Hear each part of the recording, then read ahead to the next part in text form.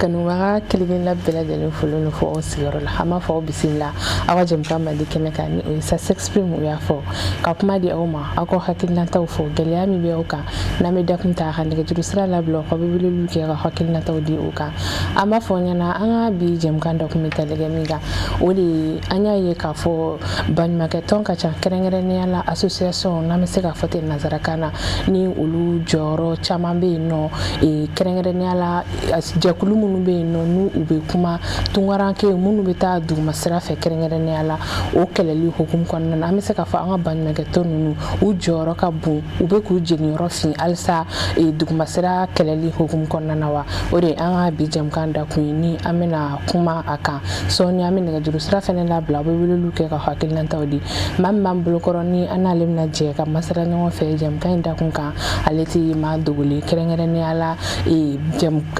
tele ko fan falala ni bebe ali don ni ali di Sufa Ibrahim Jaray journaliste do kuna fal jirado anga jabaran soka kerengere ni ala jekulu na be fama association des communicateurs pour la promotion de la diaspora malienne au fana manyamadu amina da kuma di ama abayere ne fo yani amidu jem kan ere konnana ini nyantuma ne fa aba ni no kuma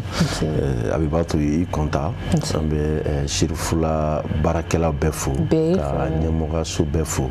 ka folidi a flaleke jamani a lamelkela bela jelema o manake fan ne dero Sufa Ibrahim Jamu Jara ina fiya foto ni radio barakela be television barake be barake ka chaya jamukan mi kumu kono o tunga jamukan radio sola chaîne 2 kan ani ORTM 2 kan télé sola ani tungarangu munu be a jamukan ke abe san tambo bi en farlanon ka jekulu sigi o nyamogo ya fene bene bolono association des communicateurs pour la promotion de la diaspora malienne voilà ambifu et wala sara flel ba ni kan mo hakil lajigi ni ango ko ni musaka be bora yere de ku dara isaga to la si wala sa wala jeli musaka bora mali yere de dufa kono ni wor bela jeli musaka mashika doro metenna wa juruta la ni mami anja ame doni ndoma wala merci agilla machama akiliya yere son sisa mo bela jeli fugo be wala mado so na be daga juru sala la blo fana be lu ke ko hakilna tawdi ogum konna na mete be ni ngal jabuye ibisa ga nya fanya na kerengere ni ala ban magato ni o association u joro kerengere ni re jumeni ame wakati ne gobi e duguma sira keleli hukum konna na d'abord ni ngal jarani abatu konta yani anga do ton nu re joro kono d'abord fo mo ka fam tunga re mu aduguma sira e jumeni parce que ame jamana min kono jamana korobare do e tunga be Mali kono moko ta sando malien be ta tunga la malien be jamana continent be kan bon tunga la taka kera on fe ba fo lada akera ina fo antabolo Mali marabolo do be dugu do be nu de fen o fen so kasro mabo o te nyefa abina fima fuike fika bo kata jamana koka ina ni fitini ni ore gabele ba donc kele tunga anga jamana kono fen korobare do ka boy faso kono kata jamana ore la kata fenini kata barake sawra o kacha kata chelasila kata mission de la mini ban wakati bala nunu bebe jati tunga de fait maintenant duguma sira ala jumay duguma sira intina fo angata duguma ko fe dron way anga toma kata bangun fe kata kumbo ya to di shikoro no duguma sira de c'est-à-dire mogo be taka jamana jamunu kan avion sira fe maintenant o avion sira ka o fana toyi ka fuko bon ne be taka détail la misalla mo me fe ka taka Italie yana ka fɔ k'a ka taa passeport ni visa ɲini ka document bɛɛ ɲini ka taa a ka billet ta nin don ka taa Italie donc ni a ye mɔgɔ sɔrɔ min b'a fɔ a ɲɛna ko non o sira nin to yen i ka na i bɛ taa autogare la i bɛ bisi ta yen o bɛ jigin Gao donc Gao an ka mɔgɔ dɔ bɛ yen o bɛ taa n'i ye Niger de Niger an ka mɔgɔ dɔ bɛ taa n'i ye Algérie n'aw sera Algérie an ka mɔgɔ dɔ bɛ yen o bɛ taa n'aw ye Maroc n'aw sera Maroc kɔgɔduda la an ka mɔgɔ dɔ bɛ yen o b'aw don bateau kɔnɔ ni a ye bateau tigɛ ni aw nana Espagne ni Italie man jan bon nin détail ninnu minnu filɛ a bɛ fɔ ninnu de ma ko duguma sira c'est-à-dire sira jɛlen ani sira min bɛ yen ni a jɛlen tɛ sira jɛlen ka wuli n bɛ fɛ ka taa Espagne n bɛ fɛ ka taa Italie n bɛ fɛ ka taa Amérique maintenant n bɛ taa ambassade la document jumɛnw kan ka ɲini i bɛ na n'i ka wolosɛbɛn i bɛ na ni nin ye maintenant i b'o condition bɛɛ rempli visa kan ka bɛn min ma i y'o bɛɛ sara n'i y'o visa sɔrɔ ka billet sɔrɔ o ye sanfɛ sira ye duguma sira de coxeur ni mɔgɔ caman b'a kɔnɔ an da bɛna don a la donc le fait que i tɛ taa sanfɛ sira in fɛ papier ɲuman kan ka ɲini min fɛ n'i bɛ taa autogare sira ninnu ni duguma sira ninnu dɔnbaga siraw fɛ ka dugu ni dugu cɛ ci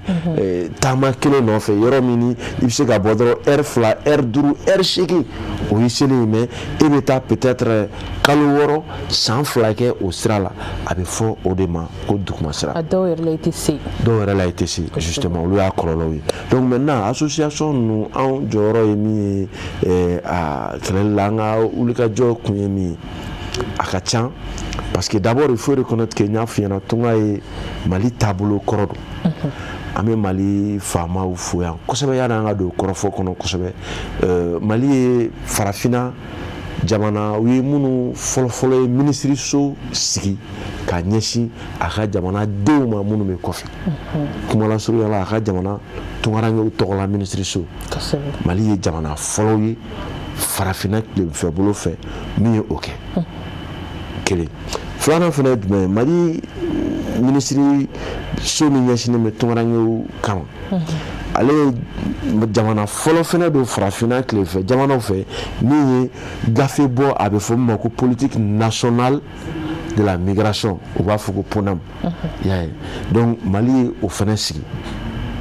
donc olu bɛɛ bɛ mun ko fɔ jamana ɲɛmɔgɔw b'a dɔn Mali tunkarankew bɛ nafa min se Mali kɔnɔ jɔyɔrɔ min b'u la Mali kɔnɔ Mali tunkarankew jɔyɔrɔ ye min ye u ka duw kɔnɔ ani jamana yɛrɛ basigi ni a sɔrɔ la donc ka d'aw kan i b'a ye minisiriso sigila i b'a ye politique nationale bilala sen kan ka fara o fana kan Mali tunkaranke bɛɛ lajɛlen ka tɔnw fana bɛ yen ni o ye au conseil des Maliens de l'extérieur ye o fana kɛrɛfɛ tɔn wɛrɛw bangelen bɛ yen CSDM b'o la tɔn caman b'o la dɔw yɛrɛ b'olu tɛ nin si la mais juste pour dire que c'est à dire tunga la Mali kɔnɔ fɛn caman de b'a kɔrɔ ka da nafa yɛrɛ kan donc ni nin tɔn ninnu minnu filɛ ninnu bɛ yen au conseil bɛ yen CSDM bɛ yen tɔn wɛrɛw bɛ yen dɔw yɛrɛ b'olu t'a si la mais tɔn minnu bɛ yen nɔ ni anw bɛ Mali yɛrɛ kɔnɔ o de ka ca mun kosɔn pour que ka se ka duguma sira in ka a kɛlɛ parce que an tɛ tunga la taga contre la Mali jamana tɛ a contre la i tɛ tɔn foyi sɔrɔ Mali kɔnɔ ko min b'a fɔ ko maliyɛn kana bɔ mɔgɔ kana taa tunga fɛ k'o ma ɲi non a bɛ fɔ de n'aw bɛ taa voilà taacogo ye nin ye n'aw bɛ taa aw kana taa nin fɛ a kana taa nin fɛ ka da nin ka kɔlɔlɔ ye nin ye donc i b'a ye k'a fɔ anw jɔyɔrɔ fanba fɔlɔ ye jumɛn ye mɔgɔ min ye tunga yɛrɛ candidat ye k'a la kunnafoniya tunga kan fɔlɔ et surtout duguma sira min n'a bɛ fɛ ka taa a fɛ n'a tɛ min dɔn a la k'o ɲɛfɔ a ɲɛna yanni a ka taga fɛn kana bali a la a décision finale b'ale de bolo donc et puis encore n'a tagara fɛnɛ ni a balana n'a ye coronna a ma ɲɛ sɔrɔ maintenant n'a a bɛ se ka dɛmɛ cogo min na fɛnɛ k'a balanen bɔ ninnu bɛɛ ye an jɔyɔrɔ olu bɛɛ ye kunnafoniyaw na misalila n'an y'a mɛn ko maliyɛn dɔw taatɔla Libi u balana nin dugu in na sira fɛ mais u sera ka fɛɛrɛ kɛ ka serifula la ka Abibatu Kɔnta ka numéro sɔrɔ ka informer donc Abibatu bɛ mun kɛ Abibatu b'a fɔ sisan nɔ i jɔ ne ka Sumano ladɔnniya an ka Sofa ladɔnniya donc maintenant an bɛ welewele da sisan an b'a fɔ jamana ɲɛmɔgɔw ye maliyɛn dɔ balannen bɛ problème na nin dugu in na u y'a informer donc en tout cas a y'a lajɛ a ka fɛɛrɛ kɛ k'a ko ɲɛɲini donc en tant que kunnafonidilaw fɔlɔ o ye pouvoir dɔ ye on a accès aux autorités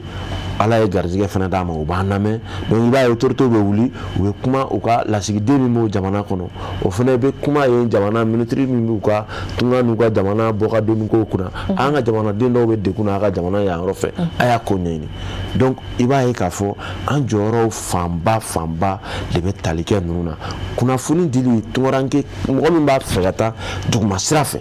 u b'a fɔ min ma le potentiel candidat à l'immigration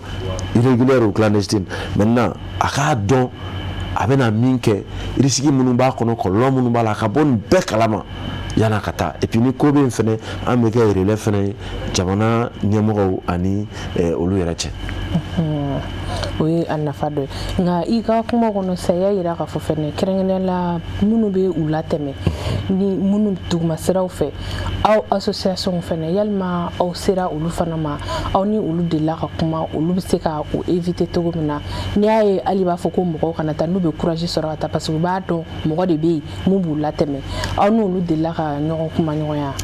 Bon olu ni anw bɛ i n'a fɔ zo ni polisi. Aw tɛ ɲɔgɔn ye. Zo ni polisi a kɛ ka gɛlɛn ka ɲɔgɔn ye dɛ parce que olu dogolen de don i bɛ taa sɔrɔ o bɛ quartier kɔnɔ mais e t'a dɔn a dɔ bɛ se ka k'i ka sigida la i ka du kɔnɔ i t'a dɔn maintenant ale fɛnɛ mɔgɔ min fɛnɛ b'ale bila baara in na o fɛnɛ bɛ sɔrɔ dugu wɛrɛ la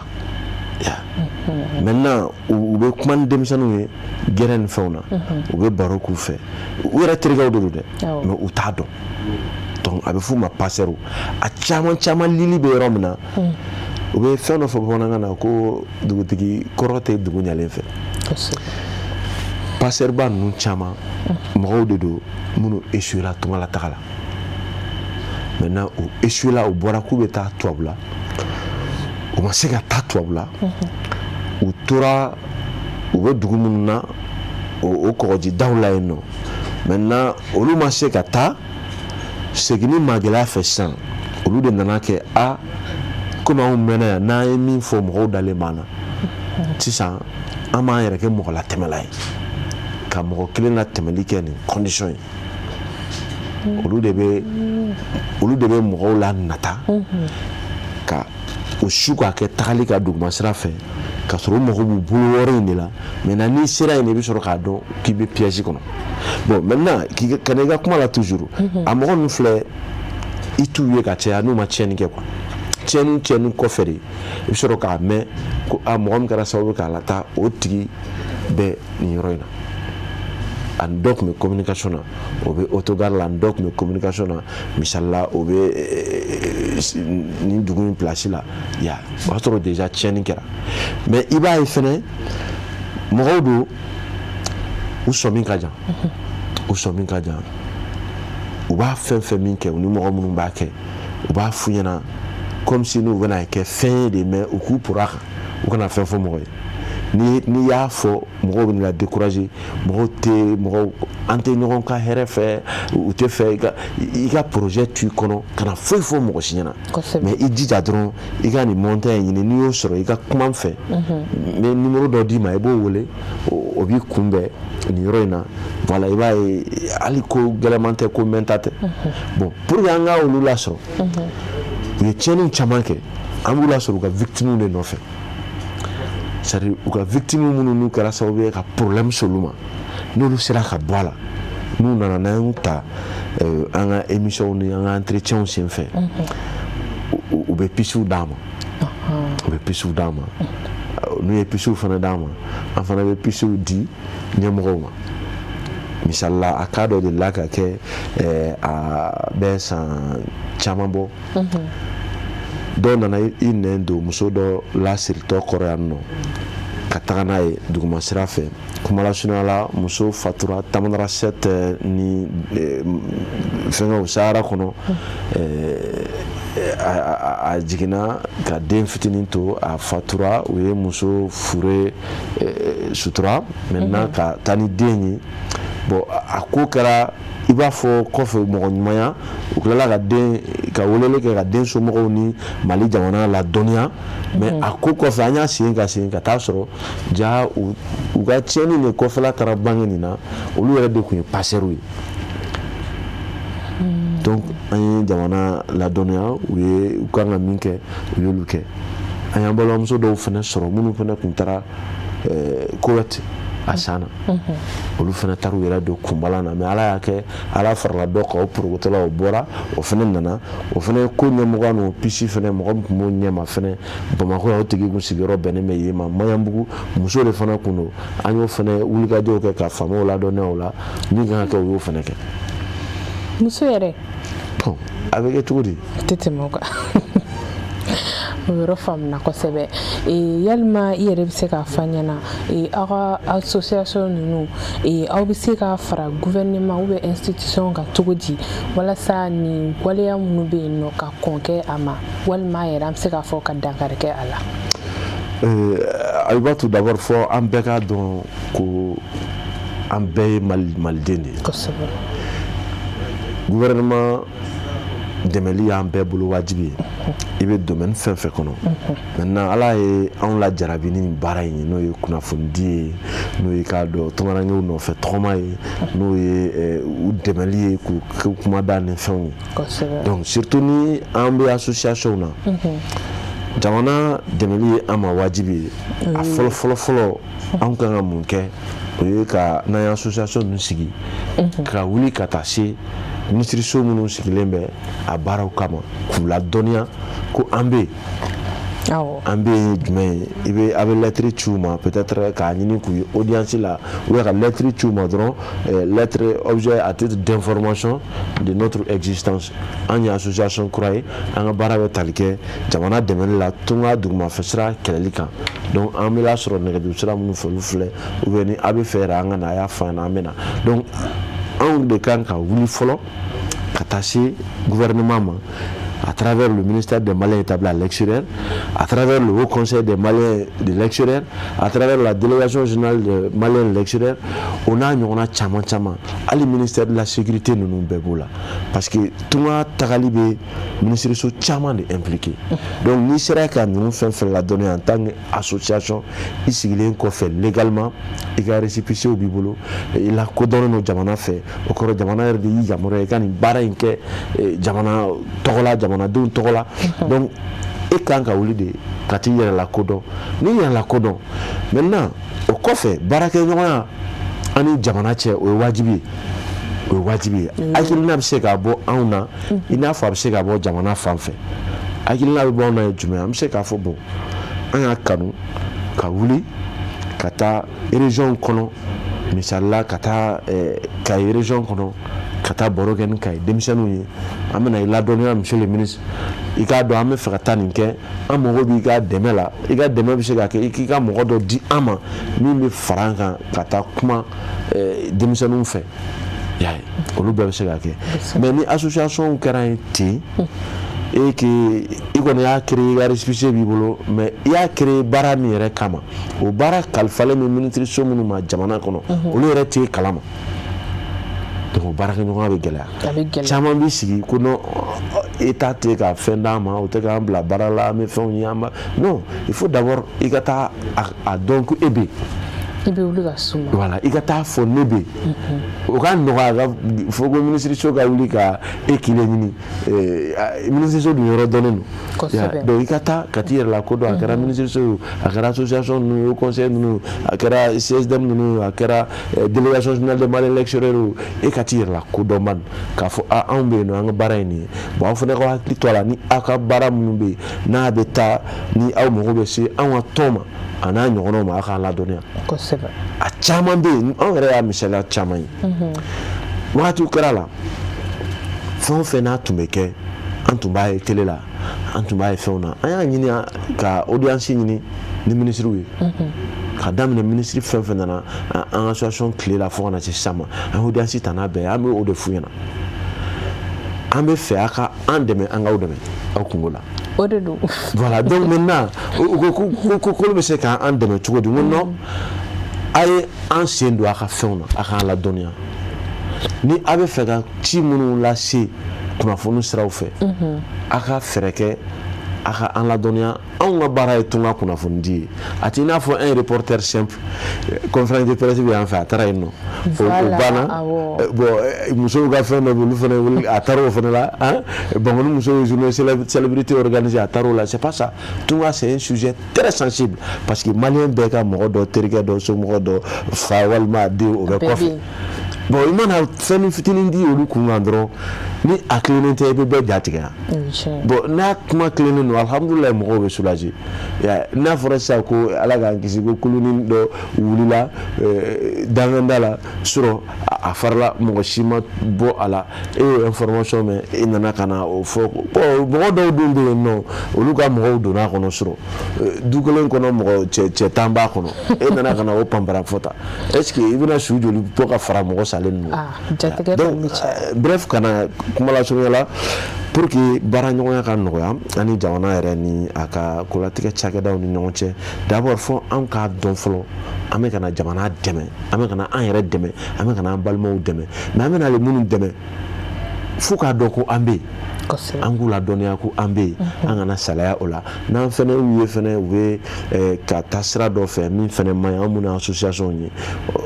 an ka lajɛ ka gɛrɛ u la k'a fɔ aw bɛ ka nin kɛ tan ka nin kɛ tan anw bolo a kan ka kɛ tan tungarankew ka hɛrɛ n'u ka lafiya kama walima pour que denmisɛnninw minnu bɛ ka taa sa tunga dugumata sira fɛ a kɔlɔlɔ ka se ka dɔgɔya an b'a fɛ an ka kɛ tan ɲɔgɔn fɛ voilà. yɔrɔ faamuna mais aw bɛ nin wulikajɔ ni fɛn minnu na nin tan yalima an bɛ se k'a fɔ jɛkulu ninnu association u jɔyɔrɔ bonyana kosɛbɛ tungara dugumasira tagali kɛlɛli la wa. a bonyana kosɛbɛ parce que an ye nɔ caman bɔ misalila n'i ye a ta k'a lajɛ n y'o de fɔ Mali kɔnɔ ka taa tunga fɛ an ka jamana marabolo dɔw kɔnɔ disigosiko de don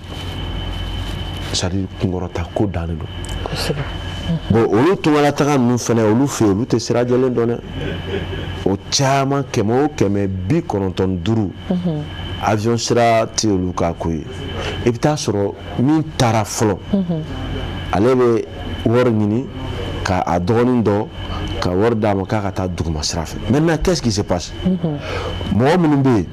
ni u tagara n'u réussira n'u sera ka don parce que i selen ani i kɛlen mɔgɔ ye tɛ kelen ye n sera réussira ça fait 2 i y'a faamu donc minnu bɛ yen n'olu donna ni an n'u ye baro kɛ sira bɛ cogo minnu na u b'olu ɲɛfɔ an ɲɛna maintenant an fana bɛ o de fɔ minnu bɛ fɛ ka taga n'a b'u kɔnɔ fɔlɔ n'a projet b'u kɔnɔ i bɛ taa sɔrɔ dɔ bɛ yen a bɔra yan yala a ka bɔ yan fɛn bɛɛ fɔra ka nɔgɔya a bolo a tatɔla a ba ye a ka sanu feere ka di a ma misi min tun bɛ o feere la peut-être cɛkɔrɔba ka terrain min tun bɛ o feere la nin bɛɛ donna ale ka tagali la miliyɔn caman bon ale yɛrɛ bɔra yan a taara kɛ kasoladen ye fɔlɔ san caman jamana dɔ kɔnɔ walima ale yɛrɛ taara kɛ jɔn ye k'a feere san caman jamana dɔ kɔnɔ mɔgɔ si t'a kibaruya kalama ala y'ale bɔ o bɛɛ fɛnɛ la a sera tuguni ka kɔgɔji tigɛ o kɔgɔji tigɛtɔ ale ye mɔgɔw ye u sara a fɛnɛ kɛrɛfɛ ale selen fɛnɛ a ka se yɔrɔ la a ye san caman fɛnɛ kɛ a bɛ lasago yɔrɔ dɔ la u b'a fɔ ko campo c'est à dire i b'a fɔ croix rouge ka o jamana ninnu bɛ aw ladon pour que ka aw ko n'a fɔra k'i donna Italie c'est à dire u b'aw minɛ k'aw bila ɲɔgɔn kan yɔrɔ dɔ la kan dɔ kɔnɔ c'est à dire i tɛ dugu kɔnɔna ye ɲɛ la i tɛ taa dugu kɔnɔ i tɛ taa baara la mais don o don par exemple euro wari dɔrɔmɛ 13 bɛ se ka di aw ma don o don i y'a 13 euros 15 euros 10 euros o bɛ di i ma diɲɛ don o don. mais aw tɛ bɔ aw tɛ taa yɔrɔ si aw bɛ yen nɔ pour que ka aw hakiliw lajɛ k'a ka lahalaw lajɛ ka kumaɲɔgɔnw kɛ fo ka taa fɔ o bɛ se ka san 2 san 3 ko la. suivi quoi. i y'a faamu donc mɔgɔ min bɔra o bɛɛ la yɔrɔ o tigi o m'a mɛn o y'a ye de bon olu ka témoignage ninnu o kɛra sababu ye ka mɔgɔ dama min dissuader dan ta la un jour n bɛna misali dɔ d'i ma dɔ tun bɛ ka an lamɛn émission na an tilala a ko bon ale ka problème yɛrɛ ye furu b'a bolo Mali la yan furu belebele a bɛ k'a sɛnɛ a ka ɲi et puis a den fɛnɛ b'a kɛrɛfɛ ka baara kɛ mais ko den murutilen don carrément k'a tɛ foro baara yɛrɛ la bilen ko f'a ka taa tunga fɛ k'ale kumana a fɛ ka dɛsɛ mais ko nin don k'u tun bɛ ka émission lamɛn ɲɔgɔn fɛ donc u bɛ ka émission lamɛn témoignage minnu bɛ ka kɛ mɔgɔw joli parce que tuma dɔ la an b'a dabɔ a kama ka maliyɛnw ka ɲɛmɔgɔw wele u k'a fɔ publiquement mɔgɔ joli de sara 2026 daminɛ ani sisan cɛ kɔgɔji la u b'o f'a ɲɛna mɔgɔ joli sara 2025 kɔnɔ u b'o f'a ɲɛna bateau ye wuli hakɛ min kɛ mɔgɔ joli sera ka se u bɛ ninnu bɛɛ f'a ɲɛna donc o dɔw de senfɛ denkɛ yɛrɛ ye kumaw mɛn a ko non papa n ye kan d'i ma n bɛ n kale ne tɛ taa bilen n b'i dɛmɛ an bɛ foro baara bi bi in na o kɛlen don banaba de ye o foro baara in na a ye ɲɛ sɔrɔ a la ka se sɔrɔ a la ka muso furu a la bi a b'a somɔgɔw kɔrɔ a ni balolen don a kɛnɛman don a nafa bɛ ka s'a fa ma a bɛ ka s'a ka jamana ma donc an bɛ se k'a fɔ olu ye a nafa dɔw ye a nafa dɔw fana ye jumɛn ye misalila ni kunnafonidila bɛ fɛn o fɛn min ɲɛma i b'a ye a fɛn bɛ fanga dɔ sɔrɔ jamana yɛrɛ u bɛ baara fɛn fɛn min kɛ tungarankew tɔgɔ la u bɛ sigi minnu lajɛrɛ minnu kɛ tungarankew tɔgɔ la pour que ka se ka hali dayɛlɛ minnu bɛ yen ni u réussira tunga fɛ se b'u ye dɔnniya b'u la u bɛ fɛ ka na Mali kɔnɔ u n'olu ka se ka sigi u ka fɛnw kɛ nin bɛɛ la u bɛ tɛmɛ tɔn ninnu de fɛ u bɛ tɔn ninnu u bɛ an bɛɛ kunnafoniya k'a fɔ document bɛ ci aw ye nin tɔn ye an bɛ fɛ ka nin baara kɛ nin don mais an bɛ fɛ aw kana an ka jɛ an ka ɲɔgɔn ye kɛ hakilina min bɛ min fɛ o k'o fɔ donc o b'a yira k'a fɔ a nafa ye fan fila ye minnu bɛ tunga dugumafɛ sira ni a kanu b'u la k'a kanu b'olu la u labɛn peut-être ka baara kɛ yan n'i ye moyen sɔrɔ i ka visa ta i ka taa i ka congé la i ka segin ka na ou bien i ka taa sira jɛlen fɛ a bɛ se ka na n'o ye a nafa dɔ fana ye jumɛn ni ɲɛmɔgɔw bɛ fɛ ka baara dɔw kɛ u bɛ association weleli min kɛ an fana b'an ka hakilinaw fɔ u b'an ka hakilinaw ta ba la parce que i bɛ taa sɔrɔ anw ni tungarankew ka surun ɲɔgɔn na ka tɛmɛ ɲɛmɔgɔw kan tɔnw yɛrɛ dɔw bɛ yen nɔ anw na a tɔnw bɛɛ lajɛlen ye tungaranke kɔrɔw de ye o tɔnw bɛ yen nɔ olu ye tungaranke ye minnu gɛnna de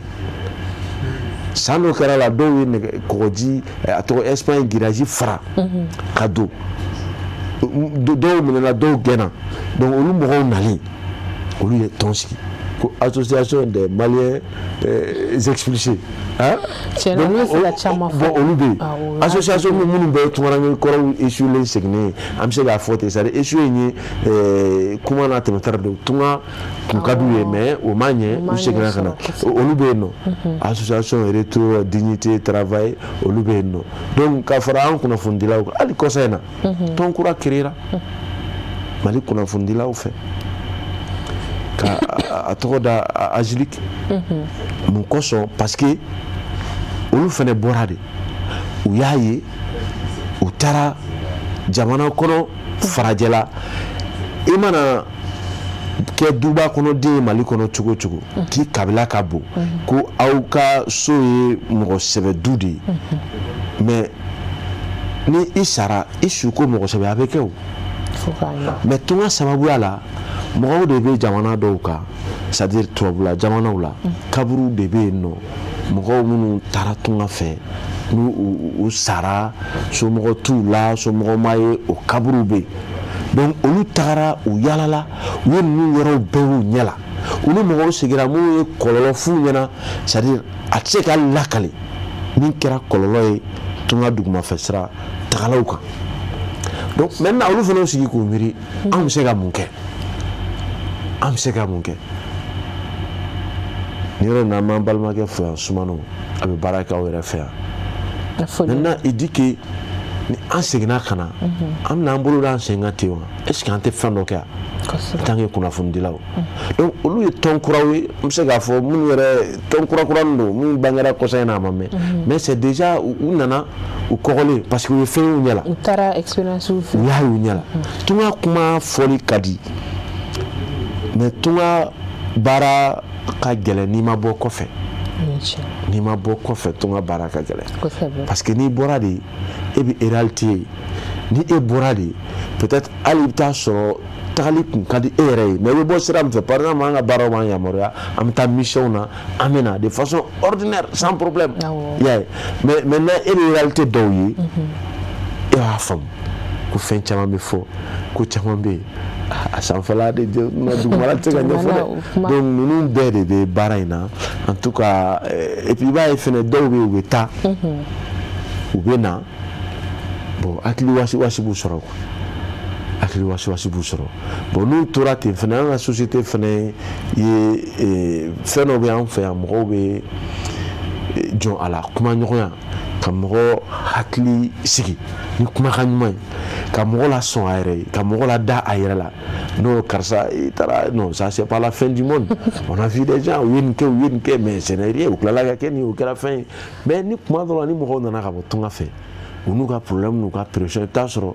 u terikɛ dɔw yɛrɛ bɛ yɛlɛ u la cɛ an y'a fɛ yen nɔ ni kun y'anw na mais ni kun t'i sɔrɔ i taara cogo min i nana sɔrɔ ten i y'a sɔrɔ ba sinamuso bɛ yen u bɛ to ka yɛlɛkolon ci u bɛ to k'a fɔ ka fɔ tantɔ ala ma tunga tɛ ka diya den bɛɛ la dɛ n'i ma kɛ barikaden bon olu ko ninnu ni fɛn bon o pression bɛ k'o tigiw fɛnɛ kan donc u b'a fɔ k'u f'u ka taa tuguni a dɔw yɛrɛ tɛ sɔn ka segin ka na voilà bon dɔw tɛ bolominɛ yɛrɛ sɔrɔ yan ainsi de suite bon o tɔn kura min sigira n'o ye aziliki ye olu bɛ n'o bɛɛ ta en compte comment essayer non seulement ka duguma sira kɛlɛ mais minnu fana échouera ka segin ka na u bɛ se ka réinsérer cogo di société kɔnɔ u bɛ se ka baara sɔrɔ u yɛrɛ la cogo di u bɛ se ka da u yɛrɛ la cogo min na ka dɛrɛmɛ kɛ fila ye yan k'a sɔrɔ u ma tagali minɛn ta bilen y'a ye voilà an bɛ Angelique Mali fo ka nɛgɛjuru sira labila kanumɔgɔw fana ka weleli kɛ k'u hakilinata di jɛmukan dakun kan ni ɲininkali bɛ minnu fana bolo ka kɛ n'an bɛ se ka minnu jaabi basi fosi t'a la nɛgɛjuru sira bamanankan na o de ye 93 91 62 92 an b'aw bɛɛ fo k'a fɔ aw ye fana n'a ye weleli kɛ aw ka mabɔ teliw la walima k'u faga walasa an bɛ se ka kumaw mɛn ka ɲɛ dɔw fana bɛ u b'an wele u t'an sɔrɔ n'an m'an sɔrɔ aw kana décourager aw tɛ k'aw timinadiya an bɛ yan aw de kama kɛrɛnkɛrɛnnenya la kanubagaw degun bɛ aw kan aw ka hakilinaw di aw la n'an bɛ se k'aw dɛmɛ sira minnu fɛ basi fosi t'a la aw bɛɛ lajɛlen folen n'u yɔrɔ la an bɛ a fɔ ɲɛna jamukan dakun bɛ tali kɛ min kan o de ye an ka baɲumankɛtɔnw ni o ye association ye u jɔyɔrɔ ye mun ye duguma sira tunga allo allo allo oui an tɔgɔ nse i tɔgɔ ni jamu k'an wele ka bɔ min ne tɔgɔ Abdoulaye Keita ne bɛ bɔ Sebenikɔrɔ an bɛ Sebenikɔrɔ n'a lamini bɛɛ fɔ Abdoulaye tɔgɔ la awa i hakilina ye jumɛn an ka bi jamukan dakun ka Abdoulaye ne bɛ ka jamukan na n bɛ balo mais ma se ka dunne a ma nɔgɔ an b'i fo i ka timinadiya la aha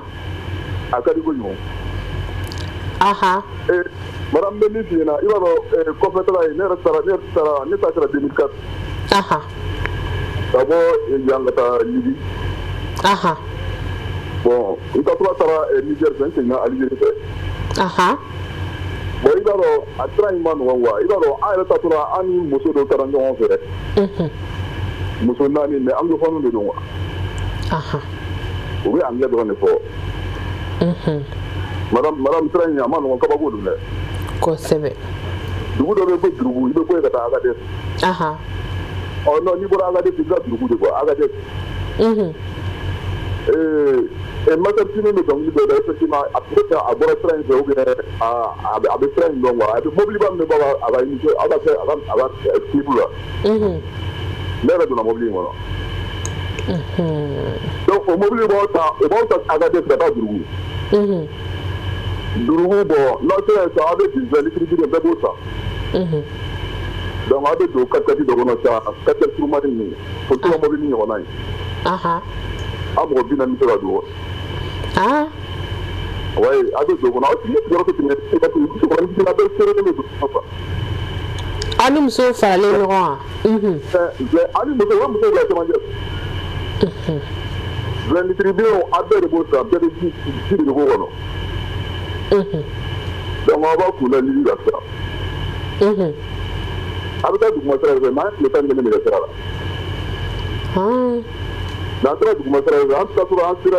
Niger ni Libye frontière yɔrɔ la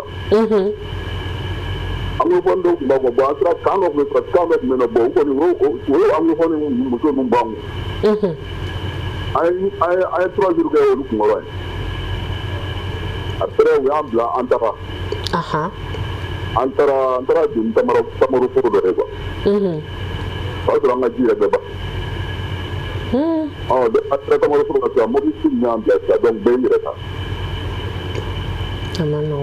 mais je te dis que sira kɔni tiɲɛ yɛrɛ la sira kɔni a ma nɔgɔn quoi nafa t'a tagali la parce que i bɛ taa baara min kɛ yen nɔ i b'o baara kelen de kɛ yan quoi mais je te dis que i bɛ baara yɛrɛ kɛ yen nɔ il faut que Mali fɛn bɛɛ n'ala cɛ kosɛbɛ i b'a dɔn baara gɛlɛn tɛ baara gɛlɛn tɛ jɛman tɛ min kɛ quoi surtout yiri yɛrɛ kɔni tɛ o duguma sira kɔni an kɔni gɛlɛya in sahara an b'a dɔn sahara ye min ye an kɔni b'a dɔn a faamuna i bɛ se ladilikan surumani jumɛn di hakilina bɛ minnu kɔnɔ ka taama bon ne kɔni bɛ ladilikan fɔ denmisɛnninw ɲɛna vraiment duguma sira kɔni ka to yen parce que n'i kɔni taara kɔni saya ni balo kɔni don ça c'est vrai parce que n'i kɔni ka to an ka baara kɛ parce que taa baara min kɛ Espagne ni Italie ninnu na a bɛɛ ye forobara kelen de ye quoi faamuna denmisɛnninw k'u ɲɛsin baara ma yan jamana yɛrɛ k'u dɛmɛ k'u ɲɛsin baara ma u ka tagali in to yen quoi nafa foyi tɛ duguma tagali la walayi parce que an ye min ye kɔni an kɔni ye min ye tiɲɛ yɛrɛ la nafa ka dɔgɔ quoi kosɛbɛ parce que taa baara kelen min kɛ i bɛ sigi baara kelen min kɛ a bɛɛ ye forokɔnɔ baara de ye an b'i fo ni hakilila ninnu na merci madame nse i ni ce an b'i sigiyɔrɔ la mɔgɔ bɛɛ lajɛlen fo ni wagati in na bɛɛ bɛ se ka weleli kɛ i b'a fɔ an balimakɛ ta ɲɔgɔn k'i hakilina di ni ɲininkali fana b'a bolo k'a kɛ n'an bɛ se ka mun jaabi basi fosi t'a la allo an ye o de fɔ an ka jɛmukan da kun bɛ tali kɛ min kan allo mɔgɔ caman bɛ yen b'an wele u t'an sɔrɔ aw kana décourager aw timinadiya weleli la allo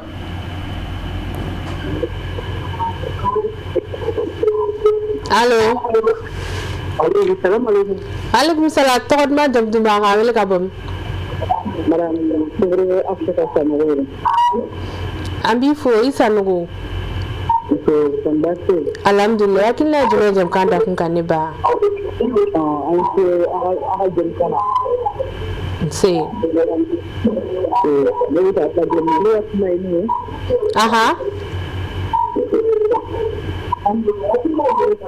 hakɛ to i k'i mabɔ tele la dɔɔni ne ka hakilina tɛ foyi ye ne ka hakilina ka fɔ faran kɔrɔ dɔrɔn kosɛbɛ ne ka hakilina denmisɛnninw ka to faran kɔrɔ dɔrɔn o de ka di ne ye n'Ala sɔnna a faamuna denmisɛnninw ka to faran kɔrɔ k'o barika ɲini Mali ba foro b'an fɛ yan baarakɛ yɔrɔ b'an fɛ yan ni o bɛ taa sira jɛni kɔni kan m'a fɔ dɛ mais duguma sira nin k'o to yen quoi kosɛbɛ awɔ an b'i fo allo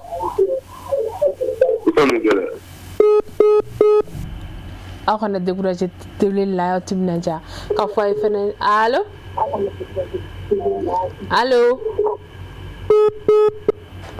n'a y'an sɔrɔ a bɛ to k'aw mabɔ telew la hakɛto ɲini yɛrɛ de don walasa an bɛ se ka kumakanw mɛn ka ɲɛ cogo min allo tɔgɔ duman jamu duman k'an wele ka bɔ min i tɔgɔ ni jamu k'an wele ka bɔ min allo an b'a fɔ kanumɔgɔw aw kana décourager aw timinanja allo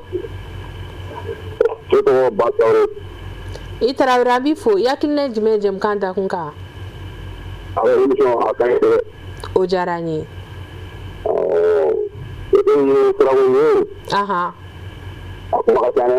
kosɛbɛ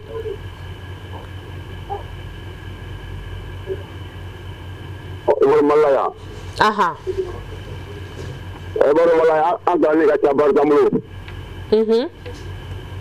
Voilà, bon, ami Saleh, je suis à Malo. Aha. Comme ça, dis la bonne nuit. Ni de dire la moto à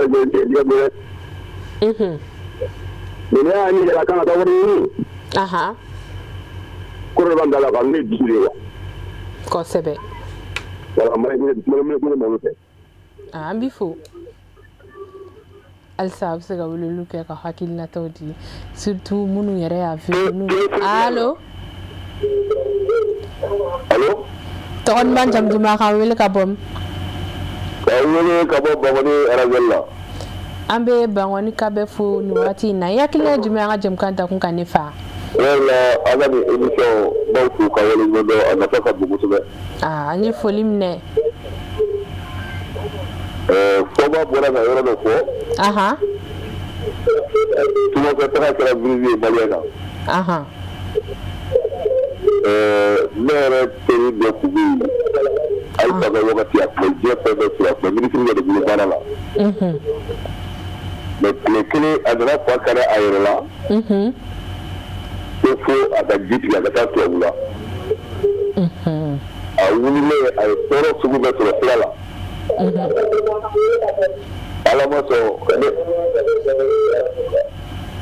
Alamoto aleka sala. Aha. Yoko bili aleko inda wala kari wa sairi tukuli mais abi segoro mina ako kodo be yo ko tellement harama de te ni mettre dans la ko ni harama te ni mai Aw. Ini chiena di aku kera ko pato wala ma de ko ko Kosebe. Ali ne daro oka. Aha. Aliya kule fifi aleko ni ala bilita. Ala kana jefata do wali ya bitigi kana balina bila barake. Oyu ko ni sababu no so dawte kana ni kana ni mali frontier mundo la ala yi sapi isigira. Mais abibwa duru ni na million tan duru ni million mo ta abulo ko yi. Amano. Na nali ama tuwa so o ko ni ngoro bi so tara ka da kera ga ubili la kan mazodi. Kada bare. Na da la bi kan da go dinga yo ko ni go ni. Aha. Vraiment ni ya do ni ga kuma me na nda do fana yi do ni de.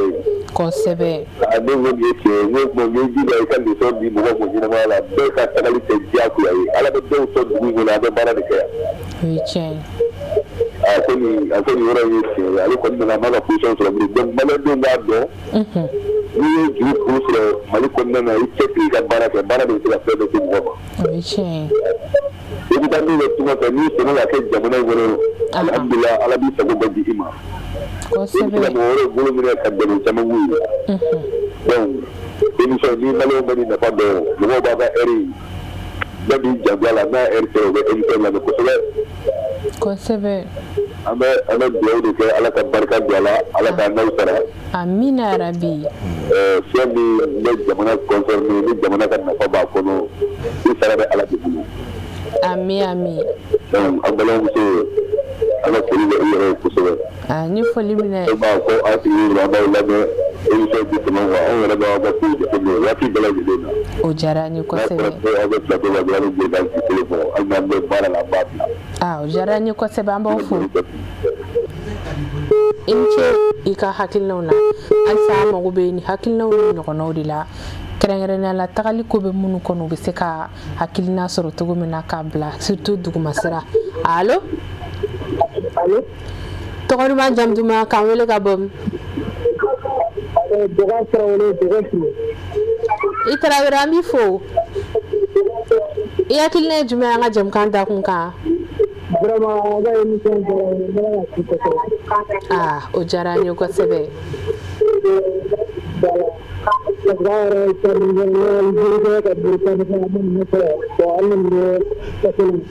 Aha.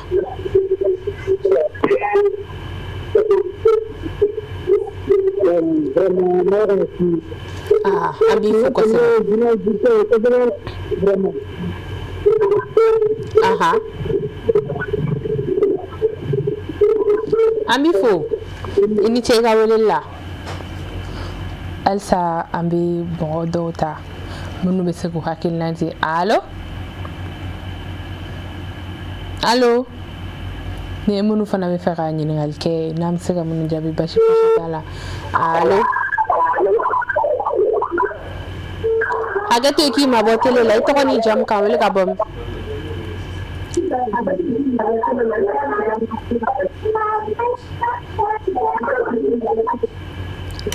allo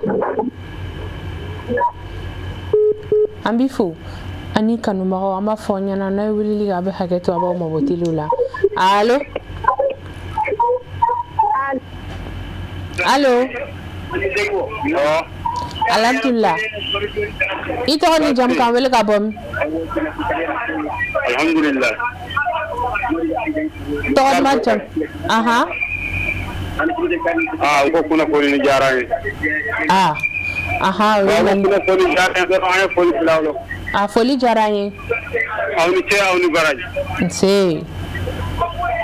foli do ala sa aw ma i ni ce an b'i yɛrɛ fo baara ka ɲɛ amina rabi aw ni ce aw ni baraji nse ala ka mali basigili sigi amina mali bɛ min ɲini ala k'an se yan amin ala ka hɛrɛ se an n'aw bɛɛ lajɛlen amina rabi ala ka dugawu minɛ aw ni ce aw ni baraji nse i ni ce foli do amina ya rabbi an b'o de fɔ a bɛ weleli ka bɔ hakililataw di ni ɲininkali bɛ minnu fana bolo ka kɛ na bɛ se ka min jaabi basi fosi t'a la allo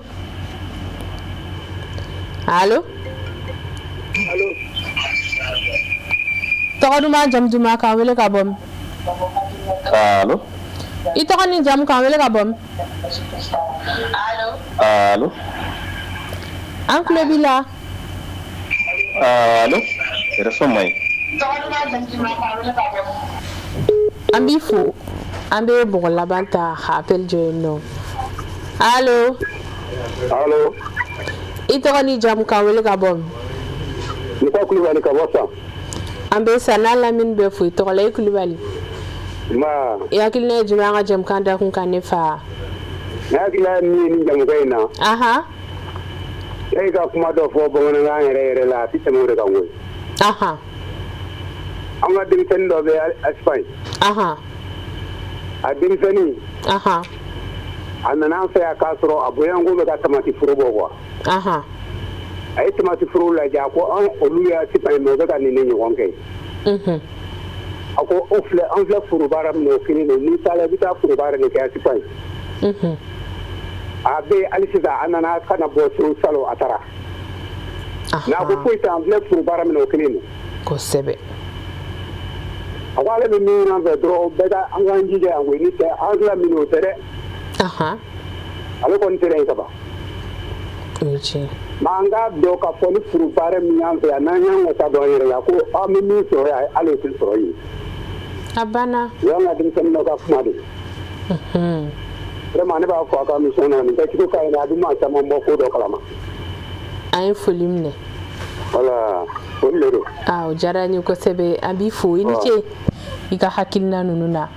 an bɛ kanubaga kelen-kelenna bɛɛ lajɛlen fo minnu y'an wele k'u hakilinaw di kɛrɛnkɛrɛnnenya la maa caman bɛ yen nɔ u ye hakilina ɲɛnamaw di min bɛ se k'a to minnu bɛ yen nɔ ni dugumasira tagalen b'u kɔnɔ u bɛ se ka hakili sɔrɔ cogo min na fɛn o fɛn n'i bɛ taa ɲini yen nɔ a bɛɛ lajɛlen bɛ se ka kɛ yan an balimaw ka kuma la halisa ni maa min bɛ ɲɔgɔn bolo ale de ye Sofa Ibrahim Jara an b'i fo kosɛbɛ i ka walawalalen ninnu na maa caman ye weleli kɛ sisan i bɛ se ka jumɛn fɔ k'a da u ka hakilinaw kan yanni an bɛ ɲininkali tɔw kɛ bon an bɛ se ka min fɔ dɔrɔn an b'u fo ka weleli la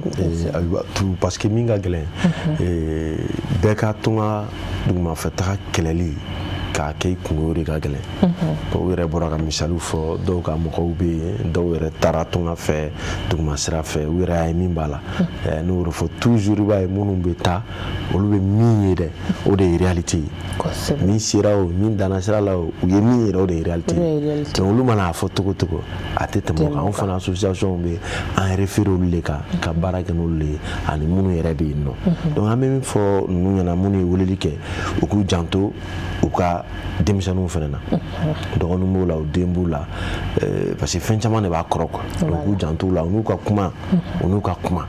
pour que k'u ka projet dɔn n fatɔma e ka projet mun ye fɛ ka mun kɛ mun de ka di ni a bɛ kuma i bɛ denmisɛnnin ka hakilinaw dɔn parce que caman de bɛ yen nɔ u bɛ nin projet ninnu ta u ni mɔgɔ tɛ kuma f'a bɛ taa kɛ tiɲɛni ye ala k'an kisi o ma wagati kurun kama an bɛ ɲininkali laban kɛ yanni an ka kumakuncɛ kuma kɛ ni o ye kɛrɛnkɛrɛnnenya la an b'a ye k'a fɔ Mali kɔnɔ yan nɔ an ka zone Kayi zone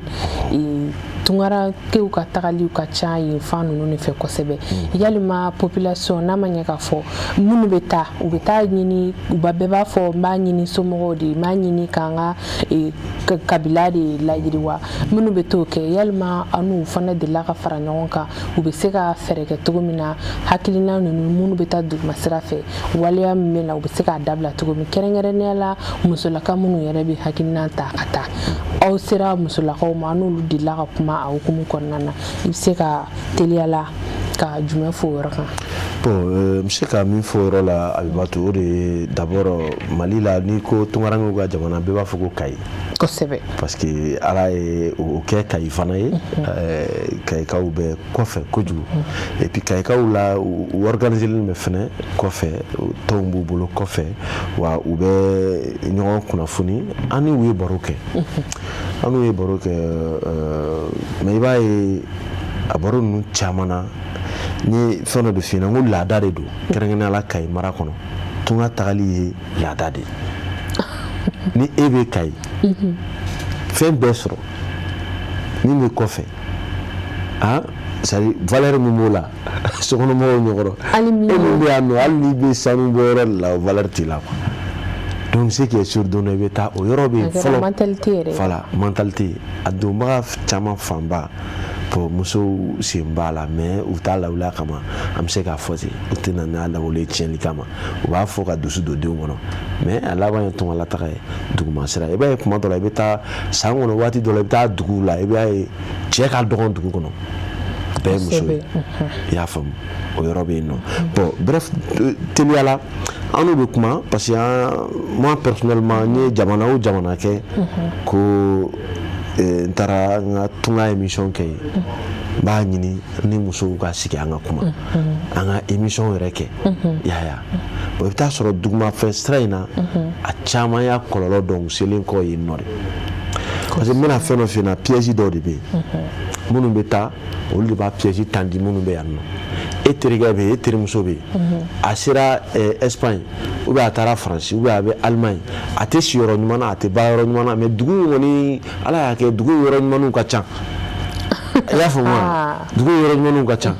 a bɔra dɔrɔn a y'a jɔ dugu yɔrɔ ɲuman dɔ la Tour Eiffel kɛrɛfɛ yɔrɔ dɔ la ka photo ta k'a bila ka statue kan k'a ci e ma a bɛ mun fɔ n ka cɛ a tɛ la ko na yan paix de yan kɔni non vraiment n'i ma se yan donc o piège min bɛ tendu e ɲɛ c'est pour que e pousser aw bɛɛ ka taa kɛ kelen ye c'est comme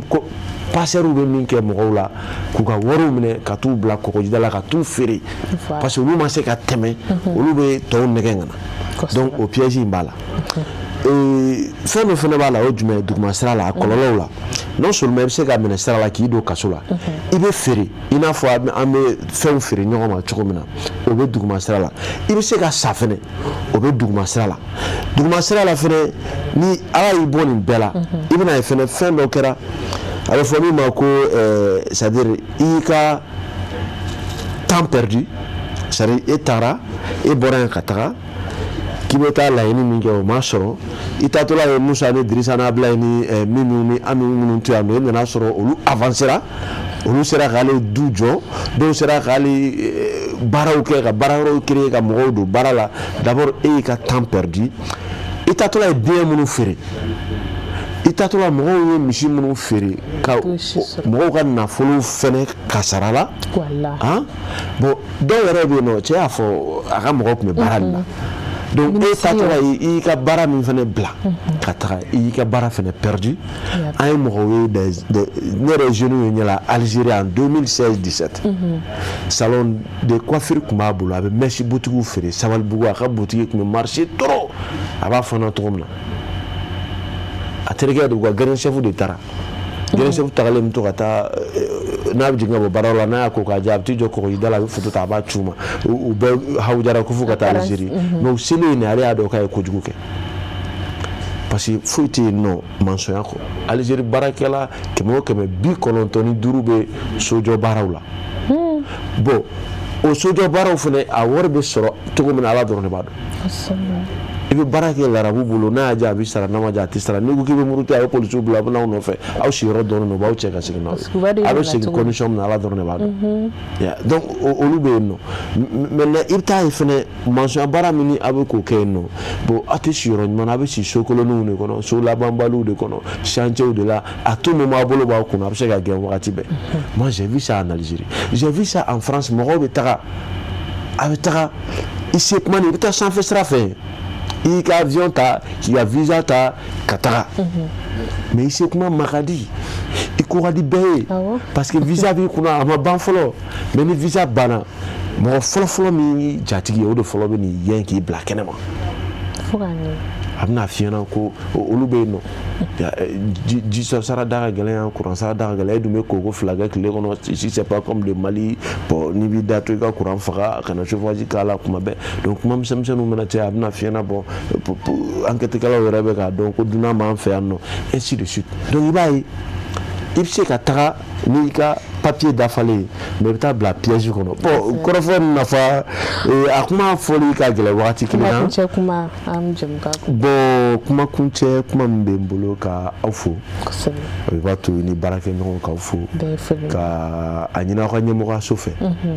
Sirifula ye teleba de ye Mali kɔnɔ Mali kɔ kan teleba de don parce que jamaba de b'a lajɛ o ka